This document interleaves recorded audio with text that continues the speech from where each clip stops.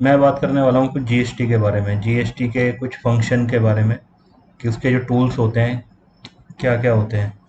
तो चलिए मैं स्टार्ट करता हूँ वीडियो को। ये मेरे क्लाइंट की है, जो इन्होंने कोई ओपन फर्म अपनी खोली थी, पर काम इन्होंने कुछ भी नहीं करा। तो मैंने सोचा इसी से स्टार्टिंग की जाए। देखिए, सबसे पहले अगर हम कोई भी कंपनी ओपन करते हैं, जैसे मैंने एक कंपनी ओपन करी, तो उसका ये डैश, एक तरीके से डैशबोर्ड खुल जाएगा उसका यहाँ पे। ठीक है, अब हम स्टार्टिंग करते हैं, जाते हैं यहाँ पे, क्लिक करते हैं, हम देखते हैं माई प्रोफाइल पे।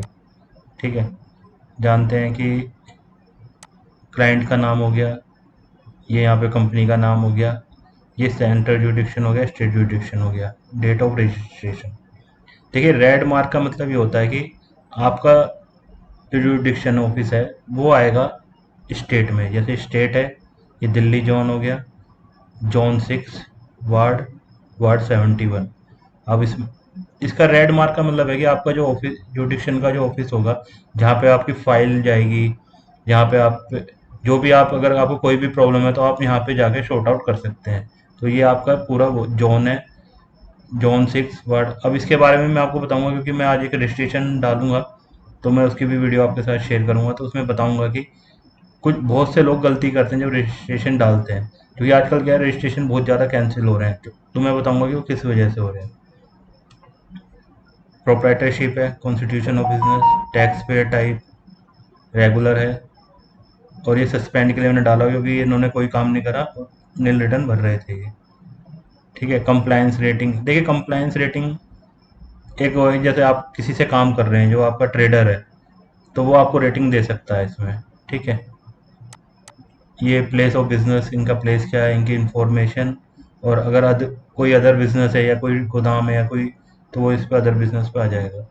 देखिए, हिस्ट्री ऑफ अमेंडमेंट का मतलब हो गया कि इन्होंने कितनी बार चीज़ें चेंज करी। अमेंडमेंट मतलब आप समझिए कि आपको एड्रेस चेंज करना है या कोई फ़ोन नंबर चेंज करना है, तो उस तरीके। चेंज पासवर्ड हो गया, इसकी ज़रूरत नहीं होती। अपडेट डिजिटल सिग्नेचर, जब आपके क्लाइंट के पास डिजिटल सिग्नेचर होंगे तो आप उसको रजिस्टर्ड भी कर सकते हैं, अपडेट भी वो भी मैं आपको बताऊंगा कैसे होता है। आधार ऑथेंटिकेटर, ठीक है, ये सबसे मेन चीज़ है आज के टाइम पे। देखिए, इसमें लिखा है कि हाँ भाई, ये अपना कर चुके हैं कंप्लीट आधार। देखिए, सबसे आज मैं भी वो जब रजिस्ट्रेशन डालूंगा वो चीज़ मैं क्लियर कर दूंगा। ये माई रजिस्ट्रेशन जो सर्टिफिकेट है, वो अगर आप क्लिक करोगे तो आपको सर्टिफिकेट ये डाउनलोड हो जाएगा, जैसे अब मैंने करा है, तो ये डाउनलोड हो गया सर्टिफिकेट। ठीक है दोस्तों, बैंक अकाउंट स्टेटस हो गया, ये आपका जो बैंकिंग होगी इनकी। अब फिर हम वापस डैशबोर्ड पे जाते हैं। अब हम जाते हैं सर्विसेज पे। सर्विसेज, ये रजिस्ट्रेशन से related application for filing clarification. देखिए, इसमें क्या होता है, अगर आपने कोई रजिस्ट्रेशन डाला, बाय चांस में कोई प्रॉब्लम है या कुछ है, तो आप इस पे जाके, जो कभी भी आपके पास कोई नोटिस आता है तो उसका एक ARN नंबर जनरेट होता है। ठीक है, या उसका कोई रेफरेंस नंबर होगा, तो आप इस पे, और उस पे कोई टाइम मिलता है 10 दिन का या 15 दिन का, ऐसे टाइम देती है डिपार्टमेंट। तो आप उस पे जब एंटर करेंगे तो वो आपके सामने फाइल खुल जाएगी, तो आपको उसमें क्लैरिफिकेशन देनी होगी इस तरीके की। ये आपका ट्रैक एप्लीकेशन स्टेटस है, अगर कोई आपने एप्लीकेशन डाली है, मान लीजिए आपने कोई जवाब दिया है, तो उसका आप ट्रैक कर सकते हैं। Amendment of registration non core field, अच्छा, हमने कोई पहले से ही अमेंडमेंट कर रखी है। ये देखिए, एक मिनट, फिर चला गया। अगर आपको कोई अमेंडमेंट करनी है तो आप अपने कोई एड्रेस चेंज करना है या नंबर, मोबाइल नंबर चेंज करना है, तो आप उससे यहाँ से कर सकते हो। अब हम आते हैं लेजर पे। देखिए, सबसे electronic cash ledger, electronic liability register, negative liability statement.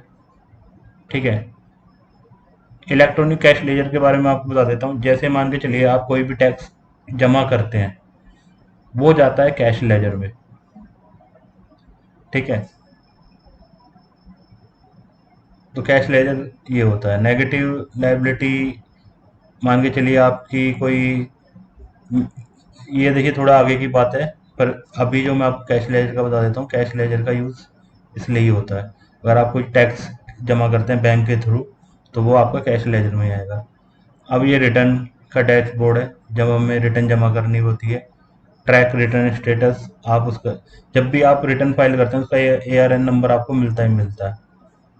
ITC form, annual return, ये हर साल जमा होती है, जो भी आप काम करते हैं तो उसका एक रिटर्न जमा होती है हर साल। Tax liability and ITC comparison, इसमें आप अपना ये देख सकते हैं कि आपको टैक्स कित जैसे आपने पूरे साल जो भी पूरे महीने में किससे कितना माल खरीदा था और किससे कितना माल किसको कितना माल बेचा था, तो उससे जो आपको टैक्स मिला है तो आप यहाँ पे कंपेयर कर सकते हैं। व्यू फाइल रिटर्न में आप अपनी फाइल जो भी आपने रिटर्न फाइल करी हुई है वो आप देख सकते हैं, वो छोड़ देते हैं। फाइनल रिटर्न की जो एनुअल रिटर्न है, फाइनल रिटर्न सेम ही है।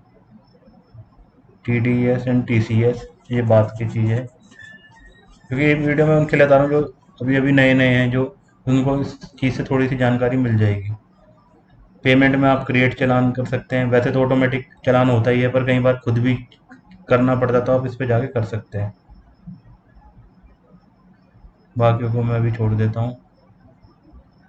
देखिए माई सेव्ड एप्लीकेशन, जो भी आप अमेंडमेंट करते हैं या कुछ भी करते हैं तो वो यहाँ पे आके सेव हो जाती है आपकी माई सेव्ड एप्लीकेशन, जो आपने रजिस्ट्रेशन के टाइम पे भी करी होगी तो वो इसमें ही जाएगी। व्यू डाउनलोड सर्टिफिकेट आपको पता ही है, कोई नोटिस अगर आप पे आ रहा है तो आप इस पे चेक कर सकते हैं। ये HSN सर्च करने के लिए, मान के चलिए आप कोई आइटम बेच रहे हैं और आपको लग रहा है कि उस पर किसी क्लाइंट ने HSN नहीं डाला है और आपको सर्च करना है तो आप इस पर भी कर सकते हैं। My application view notice and order, कोई नोटिस आप पे आता है। व्यू माई सबमिशन, जो आप सबमिट करते हैं कोई चीज़, हॉलीडे लिस्ट देख सकते हैं। या GST प्रैक्टिशनर के बारे में, जैसे मान के चलिए मैं भी GST प्रैक्टिशनर हूँ, तो अगर आप किसी आपने रजिस्ट्रेशन ले लिया या आपको कोई अकाउंटेंट है वो चला गया है और आपको अपने ही एरिया में कोई GST चाहिए रिटर्न फाइल जो आपकी कर दे, तो आप इस पर भी जाके सर्च कर सकते हैं। कम्युनिकेशन बिटवीन टैक्स पेयर, यानी कि आप किसी से माल खरीदते हैं, आपके पास वो आपका फ़ोन जवाब नहीं दे रहा है या कोई रिटर्न टाइम से, तो आप इस पर भी कम्युनिकेशन कर सकते हैं उससे। रिफंड का अलग चीज़ है। ई वे बिल का मैं आपको ई वे बिल बना के भी दिखाऊंगा और इसके बारे में बताऊंगा, पर मैं आप इस पर क्लिक भी कर देता हूँ। देखिए ये पोर्टल है ई वे बिल का, अगर मैं इस पे आता हूँ तो ई वे बिल पोर्टल पे चला जाऊंगा। इसमें करते हैं, देखिए ई वे बिल में कुछ चीज़ें अब चेंज हुई है, मतलब अगर जो नए लोग हैं मैं बता देता हूँ। वैसे तो जैसे आप टू फैक्टर ऑथेंटिकेटेड एनेबल, मतलब कि जैसे आप ईमेल अपनी ईमेल भी बनाते हैं उस पर गूगल का भी आता है कि आप टू फैक्टर प्रोटेक्शन कर लीजिए, कि अगर पहले आपके मोबाइल पे अगर कोई आपको लॉगिन कर रहा है उसे पासवर्ड, तो उससे पहले आपके मोबाइल पे आएगा OTP, तो इस तरीके से। बाकी आप इसमें संदेश, जो गवर्नमेंट ने अभी एक व्हाट्सएप की तरह ही एक ऐप बनाया है संदेश का, इस पर मैं दिखा देता हूँ आपको। इस पे शायद आ नहीं रहा है वो, ये रहा, इस पे आप इस पे देख सकते हैं, ये देखिए जैसे संदेश। तो अगर आप इस ऐप, अगर आप किसी आपकी कोई कंपनी है और आपके या आप किसी के लिए काम करते हैं तो उसको भी ऐप डाउनलोड करवा सकते हैं। देखिए इसमें क्या होता है, अगर आपका वो नंबर यहाँ पे अपडेट है आपके GST डिपार्टमेंट में, और आपका कोई ई वे बिल, आपके कोई क्लाइंट आपको माल भेजने के लिए ई वे बिल बना रहा है, तो आपके मोबाइल पे आपके जो गवर्नमेंट का ये जो ऐप है संदेश है, उस पर ऑटोमेटिक ही ये जानकारी आ जाएगी कि आपने ये माल खरीदा है, और अगर आप किसको बेच रहे हो उसकी भी जानकारी आ जाएगी आपने माल बेचा है। तो गवर्नमेंट की बहुत ही अच्छी पहल है ये। तो ई वे बिल है, आपको सबसे पहले ई वे बिल रजिस्ट्रेशन पे जाना पड़ेगा, यहाँ पे आपका GST नंबर होगा, फिर एक कोड होगा, उसके बाद आप आपको एक अपनी रजिस्ट्रेशन ID बनानी पड़ेगी। ठीक है, इसका भी मैं आपको बाद में बता दूंगा, पर थोड़ा सा आपको थोड़ा बहुत समझ में तो आ ही गया होगा। ठीक है, सर्विस में हम पेमेंट यूज़र पे चले गए थे, रिफंड ई वे बिल भी। ये देखिए ट्रैक एप्लीकेशन स्टेटस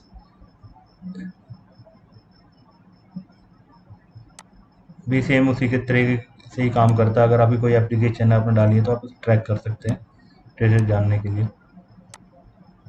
और रिफंड ई वे बिल, अब जीएसटी लॉ में अगर आप जाएंगे तो जीएसटी पे भी हम जैसे क्लिक करते हैं तो उस पर लॉ आ जाएंगे जीएसटी के बारे में। वैसे तो कोई कम ही पड़ता है इसे। डाउनलोड में ऑफलाइन टूल है, वैसे तो इसका अभी तक ज़्यादातर लोग ऑनलाइन ही फाइल करते हैं, तो इसका कोई यूज़ करता नहीं है।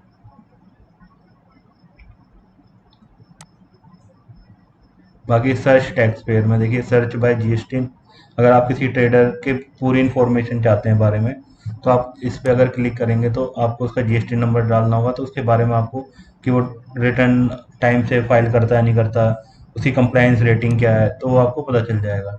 आप पेन नंबर के भी द्वारा जान सकते हैं। फिर हो गया कंपोजिशन टैक्स, तो उस पर आप सर्च कर सकते हैं सारी चीज़। ठीक है। Help and tax payer facilities, इस पर आपको कोई मदद की ज़रूरत है तो आप इस पर कर सकते हैं। ई इनवॉइस हमारे मतलब का है नहीं, देखिए करोड़ों रुपए की बातें हैं इसमें। ठीक है, एक ये छोटी सी शॉर्ट वीडियो थी इनके बारे में। आपको कि क्या कैसा लगा वो ज़रूर बताइएगा दोस्तों कमेंट बॉक्स में। अभी इसको मैं यहीं पे ख़त्म करता हूँ।